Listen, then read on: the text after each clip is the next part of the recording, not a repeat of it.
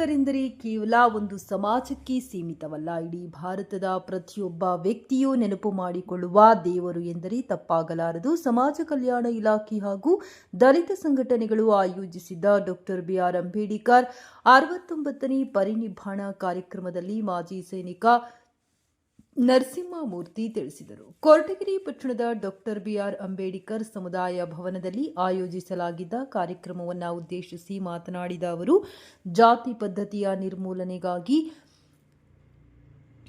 ಬುದ್ಧ, ಬಸವಣ್ಣ, ಅಂಬೇಡ್ಕರ್ ಮೊದಲಾದ ಮಹನೀಯರು, ವಿಶ್ವವಿದ್ಯಾಲಯಗಳಲ್ಲಿನ ಅಧ್ಯಯನ ಕೇಂದ್ರಗಳು, ಮಹನೀಯರ ವಿಚಾರಧಾರೆಗಳು, ಆದರ್ಶಗಳನ್ನು ಜನರಿಗೆ ತಲುಪಿಸಬೇಕು. ಬಿ.ಆರ್. ಅಂಬೇಡ್ಕರ್ ಅವರು ಸಂವಿಧಾನದ ಮೂಲಕ ಎಲ್ಲರಿಗೂ ಸಮಾನ ಹಕ್ಕುಗಳು ಹಾಗೂ ಅವಕಾಶ ಕಲ್ಪಿಸಿದ್ದಾರೆ. ಅಂಬೇಡ್ಕರ್ ಅವರ ವಿಚಾರಧಾರೆಗಳನ್ನು ಎಲ್ಲರೂ ಪಾಲಿಸಬೇಕೆಂದರು. ಮುದ್ದುರಂಗಯ್ಯ ಮಾತನಾಡಿ, ಅವರ ಪ್ರತಿ ಹೆಜ್ಜೆಯ ಗುರುತುಗಳನ್ನು ಇಲ್ಲಿಯೇ ಬಿಟ್ಟು ಹೋಗಿದ್ದಾರೆ. ನನ್ನ ಜನ ರಾಷ್ಟ್ರಾಧಿಕಾರ ಪಡೆಯಬೇಕು ಎಂದು ಕನಸು ಕಂಡವರು. ನಮ್ಮಲ್ಲಿ ಕೇವಲ ಒಂದು ಜನಾಂಗಕ್ಕೆ ಮಾತ್ರ ಸೀಮಿತ ಎಂದು ಬಿಂಬಿಸಬಾರದು.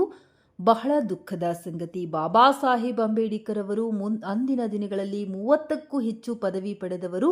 ನಾವು ಆರ್ಥಿಕವಾಗಿ ಸಮಾನತೆ ಕಂಡಿಲ್ಲ.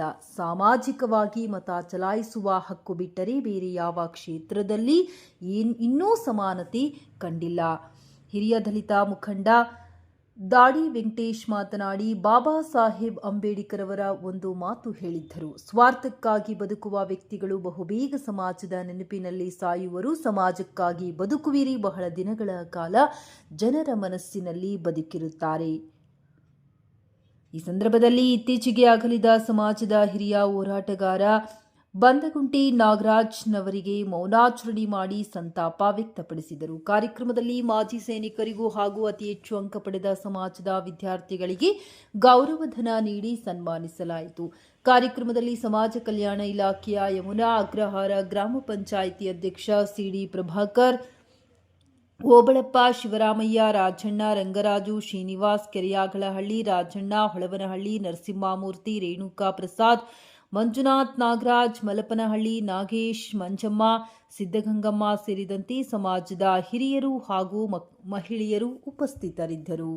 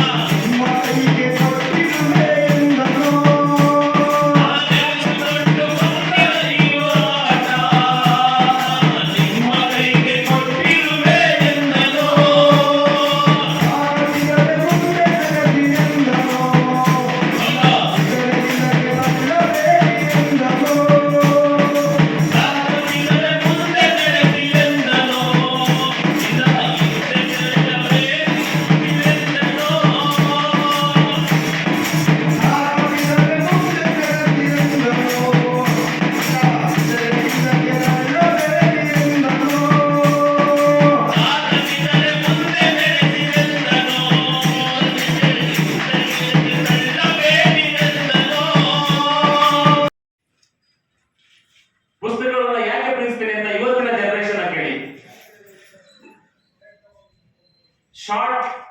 ಶಾರ್ಟ್ ಲೈಫ್ ಆಗ್ಬಿಟ್ಟಿದೆ ಈಗ, ಎಲ್ಲ ಶಾರ್ಟ್ ಕಟ್ ಮೆಥಡ್ಸ್. ಮೀಸಲಾತಿಯನ್ನ ಕೇಳ್ತಾ ಇದೀವಿ, ಶಿಕ್ಷಣ, ಉದ್ಯೋಗ, ರಾಜಕೀಯ, ಇದರಲ್ಲಿ ಮೀಸಲಾತಿಯನ್ನ ಬೇಕು. ಆದ್ರೆ ಒಬ್ಬ ಸರಾಸರಿ ಪರಿಶಿಷ್ಟರು, ದಲಿತರು ಎಡಪಂಥೀಯರಾಗಬೇಕು ಬಲಪಂಥೀಯರಾಗಬೇಕು ಅನ್ನೋದೇ ಗೊಂದಲವಾಗಿದೆ. ಅವರ ಆಸೆ ಏನಾಗಿತ್ತು, ಅಂದ್ರೆ ನನ್ನ ಜನ ಈ ದೇಶವನ್ನಾಳೋದು ಕಣ್ಣಾರೆ ನಾ ನೋಡಬೇಕೆಂದಿದ್ದೆ, ನನ್ನ ಆಸೆಯನ್ನು ಪೂರೈಸುವ ಒಡೆಯ ನಿಮ್ಮೆಲ್ಲರ ಮೇಲೆ ಆಗಿರುವೆನೆಂದನು ಭೀಮಾ. ಭೀಮಾ ಜೈ ಭೀಮಾ. ಸೋದರರು ತುಂಬಾ ಸೊಗಸಾಗಿ ಹಾಡು ಹೇಳ್ತಾ ಇದ್ರು. ನಮಗೆ ಆ ರೀತಿ ಬರೋದಿಲ್ಲ, ಆದ್ರೆ ನೋಡಿ ಅವರ ವಿದ್ವತ್ ಹೇಗಿತ್ತು ಅನ್ನೋದಕ್ಕೆ ಇದು ಉದಾಹರಣೆ. ಎಷ್ಟೊಂದು ಸಭೆ ಸಮಾರಂಭಗಳಲ್ಲಿ ತನ್ನ ಎದುರಾಳಿಗಳನ್ನ ತಮ್ಮ ವಿದ್ವತ್ತಿನ ಮುಖಾಂತರನೇ ಎದುರಿಸಬಲ್ಲಂತಹ ಶಕ್ತಿ ಬಾಬಾ ಸಾಹೇಬರಿಗಿತ್ತು. ಆದ್ರೆ ಅವರು ಒಂದ್ ಕಡೆ ಹೇಳ್ತಾರೆ, ನನ್ನ ಎದುರಾಳಿಗಳನ್ನ ಸಹಜವಾಗಿ ನಾನು ಎದುರಿಸಬಲ್ಲೆ, ನನ್ನ ಜೊತೆನೆ ಇಟ್ಕೊಂಡು ನನ್ನ ಜನ, ನನ್ನ ಹಿತಶತ್ರುಗಳನ್ನು ನಾನು ಗುರುತಿಸಲು ಆಗ್ತಾ ಇಲ್ಲ. ಅವತ್ತು ನಮ್ಮ ಜನ ಅರ್ಥ ಮಾಡ್ಕೊಂಡಿದ್ರೆ ನಿಜವಾಗಲೂ ಅವರು ಬೌದ್ಧ ಧರ್ಮಕ್ಕೆ ತೆರಳ್ತಾ ಇರಲಿಲ್ಲ.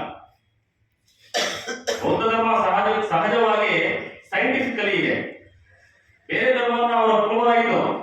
ಬಾಬಾ ಸಾಹೇಬರು ಬೌದ್ಧ ಧರ್ಮವನ್ನು ಒಪ್ಪಿಕೊಂಡಿದ್ರಿಂದಲೇ ಇವತ್ತು ಅಷ್ಟೋ ಇಷ್ಟೋ ಬೌದ್ಧ ಧರ್ಮ ಭಾರತದಲ್ಲಿ ಇದೆ. ಎಲ್ಲ ಜಗತ್ತಿನಲ್ಲಿ 130 ದೇಶಗಳಲ್ಲಿ ಬೌದ್ಧ ಧರ್ಮ ಇದೆ. ಆದ್ರೆ ಬೌದ್ಧ ಧರ್ಮ ಉದಯಿಸಿದಂತಹ ದೇಶದಲ್ಲೇನೆ ಬೌದ್ಧ ಧರ್ಮಕ್ಕೆ ವಿರೋಧವಿದೆ. ಇದು ನಮ್ಮ ದುರಂತ. ಬೇರೆ ಬೇರೆ ದೇಶಗಳೆಲ್ಲನೂ ಬಾಬಾ ಸಾಹೇಬ್ರನ್ನ ಪರಮಾಧಿಕಾರ ವಿಷಯದಲ್ಲಿ, ರಾಜ್ಯಾಧಿಕಾರ ವಿಷಯದಲ್ಲಿ ಆದರ್ಶವಾಗಿ ಇಟ್ಕೋತಾ ಇದ್ದಾರೆ. ನಮ್ಮಲ್ಲಿ ಅವರನ್ನ ಒಂದು ಜನಾಂಗದ ವ್ಯಕ್ತಿತ್ವವಾಗಿ ರೂಪಿಸ್ತಕ್ಕಂಥದ್ದು ದುರಂತ ಅಂತ ಹೇಳ್ಬೋದು. 1956 ರಾತ್ರಿ 4 ಅವರ ಸಹಜವಾದ ಸಹಪಾಠಿ ಮತ್ತು ಅವರ ಪ್ರತಿ ಹೆಜ್ಜೆಗಳನ್ನು ಗುರುತಿಸಿ ಅವರ 4 ಅವರ ಜೀವನ ಚರಿತ್ರೆಯಲ್ಲಿ ದಾಖಲಿಸ್ತಾರೆ. ಅಂದಿನ ರಾತ್ರಿ ಬಾಬಾ ಸಾಹೇಬರು ಬಿಕ್ಕಿ ಬಿಕ್ಕಿ ಅಳ್ತಾ ಇರ್ತಾರೆ. 4 ಗಾಬರಿಯಾಗಿ ಹೋಗಿ ಕೇಳಿದಾಗ ತಡವರಿಸ್ತಾ ಇರ್ತಾರೆ, ನನ್ನ ಜನ ರಾಜ್ಯಾಧಿಕಾರ.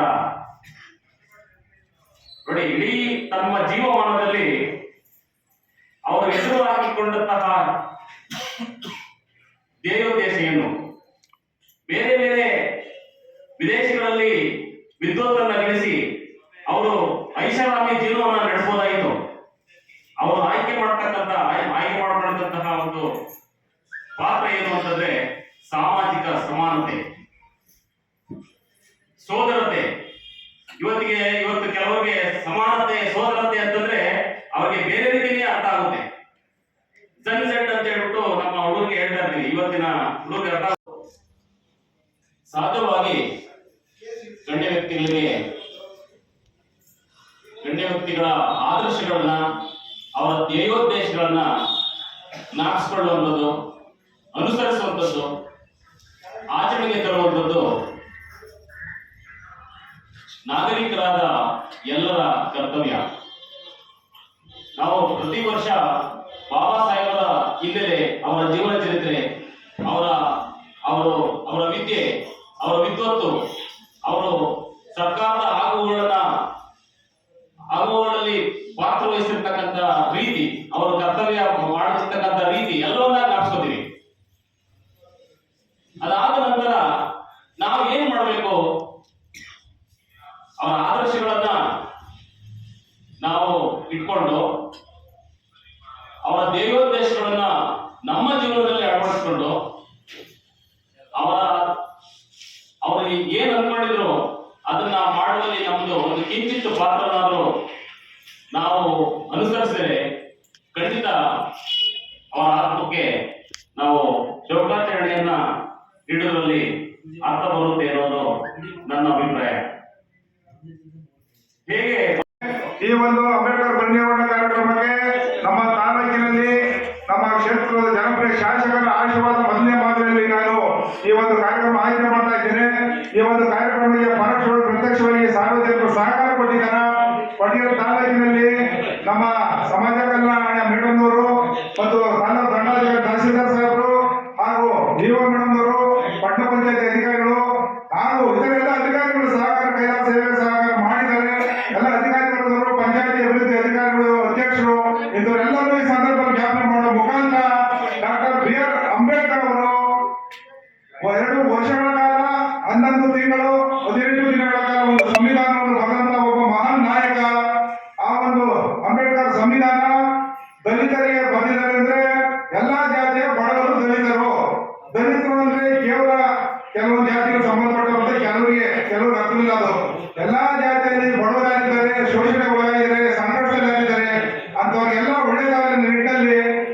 ದಲಿತ ಸಂಘರ್ಷ ಸಮಿತಿ ಎನ್ನುವ ಒಂದು ಸಂಘವನ್ನು ಕಟ್ಟಿ ಶಿಕ್ಷಣ ಸಂಘಟನೆ ಹೋರಾಟದ ಎಲ್ಲವನ್ನು ಮೂಡಿಸಿಕೊಂಡು ಸಮಾಜದಲ್ಲಿ ಸರ್ವತೋಮುಖವಾಗಿ ಜಾತಿ ವ್ಯವಸ್ಥೆಯಿಂದ ಒಂದಾಗಿ ಇರಬೇಕು ಅನ್ನೋ ನಿಟ್ಟಿನಲ್ಲಿ ದೇಶದ ಒಂದು ಸಂವಿಧಾನ ಬರೆದ ಮಹಾನ್ ವ್ಯಕ್ತಿಯಾದ ಹೆಸರೆಂದ್ರೆ ಬಾಬಾ ಸಾಹೇಬ್ ಅಂಬೇಡ್ಕರ್ ಅವರು.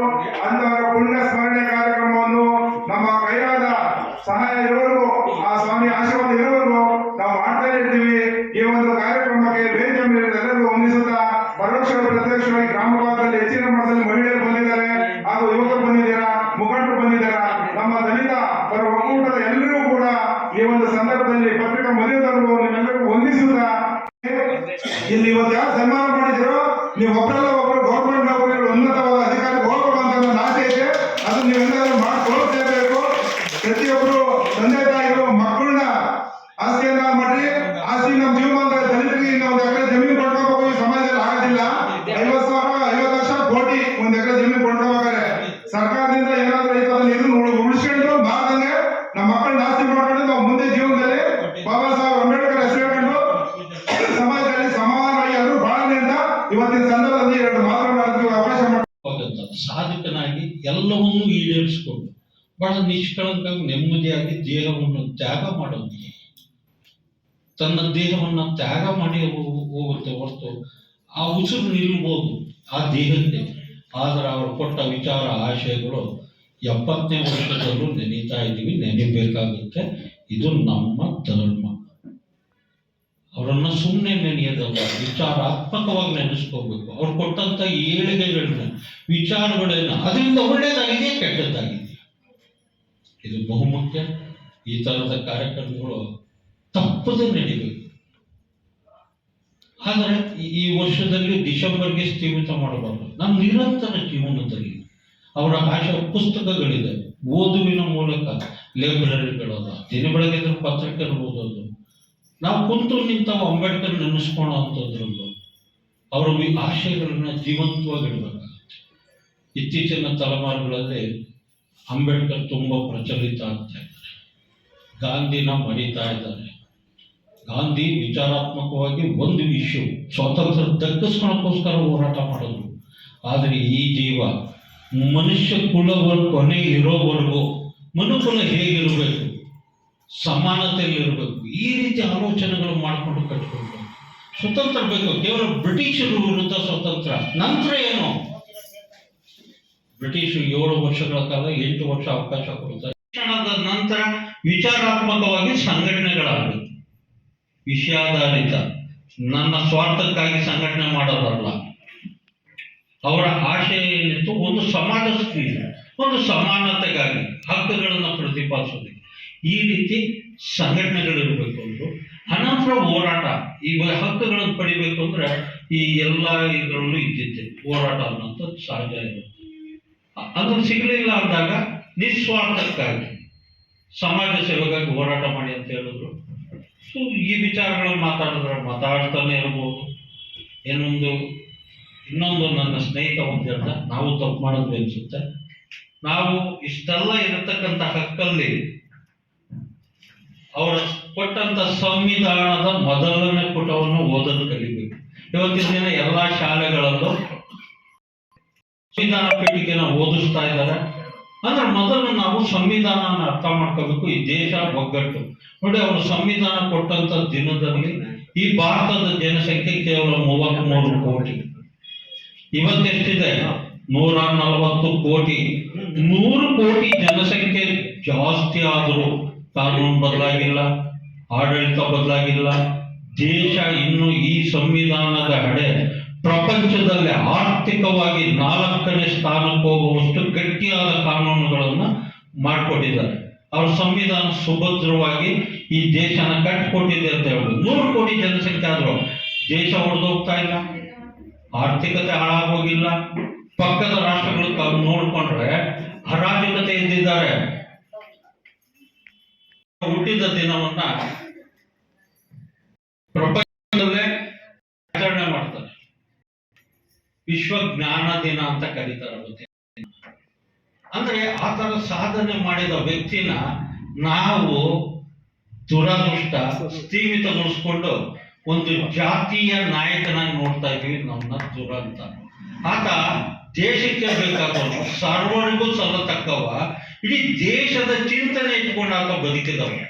ದೇಶದ ಚಿಂತನೆ ಒಳಗೆ ಒಂದು ಈ ದೇಶದ ಭಾಗದ ಜನ ದಲಿತರು, ತುಳಿತಕೊಳ್ಪಟ್ಟವರು, ಈ ದೇಶನ ಕಟ್ಟಿಕೊಂಡವರು. ನಮ್ಮಗಳ ಏಳಿಗೆಗೆ ಒಂದೆರಡು ಪುಟಗಳಲ್ಲಿ ಒಂದಿಷ್ಟು ನನ್ನ ಹಕ್ಕುಗಳನ್ನ ಇವತ್ತು ಮಹಿಳೆಯರು ಅರ್ಥ ಮಾಡ್ಕೋಬೇಕು. ಇವತ್ತೇನಾದ್ರೂ ನೀವು ಇಷ್ಟು ಸಂಖ್ಯೆ ಅರ್ಧಕ್ಕರ್ಧ ಈ ಕಾರ್ಯಕ್ರಮದಾಗ ಇದ್ದೀರಾ ಅಂದ್ರೆ ಅವರ ಯಾವುದೋ ಒಂದು ಸಣ್ಣ ಆಶೆ ಈಡೇರಿದೆ ಅಂತ ನನ್ನ ಅಭಿಪ್ರಾಯ. ಮಹಿಳೆಯರ ಹಕ್ಕುಗಳಿಗಾಗಿ ಹೋರಾಟ, ಅವರ ಸಂವಿಧಾನ ಪೀಠಿಕೆಗಳಲ್ಲಿ ಬರೆಯೋದಿನೇ ಮಹಿಳೆಯರ ಹಕ್ಕುಗಳನ್ನ ಪ್ರತಿಪಾದಿಸುವುದು. ಮಹಿಳೆಯರು ಪುರುಷನ ಸಮಾನ ಬದುಕಬೇಕು ಅಂತೇಳಿ ಚಿಂತನೆ ಮಾಡಿದವರು. ಅಂತ ದೂರದೃಷ್ಟಿ ಇಟ್ಕೊಂಡಂತ ಜೀವ ಡಾಕ್ಟರ್ ಬಾಬಾ ಸಾಹೇಬ್ ಅಂಬೇಡ್ಕರ್. ಅವ್ರ ಬಗ್ಗೆ ನಾವು ಎಷ್ಟೆಲ್ಲ ಮಾತಾಡೋಷ್ಟಿದೆ. ಅವರ ಭಾಷಣ ಮತ್ತು ಬರಹಗಳನ್ನ ನಾವು ಓದಬೇಕಾಗಿದೆ. ಅವ್ರದ್ದು ಒಂದು ಗುರಿ ಇತ್ತು, 3 ವಿಚಾರಗಳು ಬಹಳ ಗಟ್ಟಿಯಾಗಿ ಹೇಳೋರು. ಒಂದು, ಜೀವನ ಮಾಡೋ ಸಮಾಜ ಸದಾ ಬದುಕಿರ್ತಾರೆ. ಅದನ್ನ ಸಾಧನೆ ಹೇಳಿದ್ದಲ್ಲ, ಮಾಡಿ ಅದಕ್ಕೊಂದು ಕಾರಣ, ಅವರು ನಮ್ಮನ್ನ ಇವತ್ತಿಗೆ 70 ವರ್ಷ, 75ನೇ ವರ್ಷದಲ್ಲಿ ಕಷ್ಟ ಆಗಿದೆ.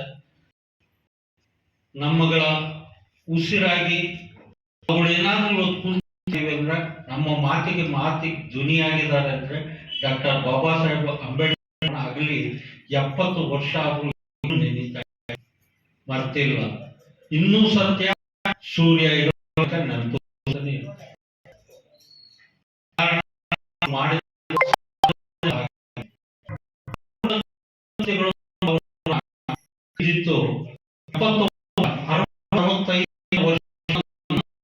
ಇಡೀ ಪ್ರಪಂಚಕ್ಕೆ ಅರ್ಥ ಆದ್ರು.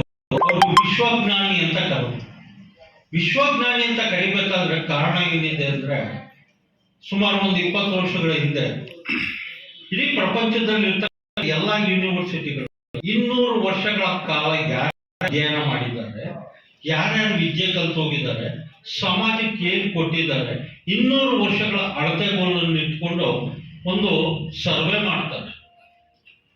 ಇಡೀ ಪ್ರಪಂಚದಲ್ಲಿ ಯಾರ್ಯಾರು ಸಮಾಜ ಸುಧಾರಕರು, ರಾಜಕಾರಣಿಗಳು ಅಥವಾ ಕೈಗಾರಿಕೋದ್ಯಮಿಗಳು ಏನೆಲ್ಲ ಬದಲಾಗಿರ್ಬೋದು, ಯಾರು ಒಂದು ತನ್ನ ವಿದ್ಯೆಯನ್ನ ಸಮಾಜಕ್ಕೆ ಕೊಟ್ಟು ಸಮಾಜ ಪರಿವರ್ತನೆ ಮಾಡಿದ್ದಾರೆ ಅಥವಾ ಒಂದು ದೇಶನೇ ಬದಲಾಗೋದಕ್ಕೆ ಕಾರಣ ಆಗಿದ್ದಾರೆ ಅನ್ನೋದಾದ್ರೆ ಅದು ಡಾಕ್ಟರ್ ಬಾಬಾ ಸಾಹೇಬ್ ಅಂಬೇಡ್ಕರ್.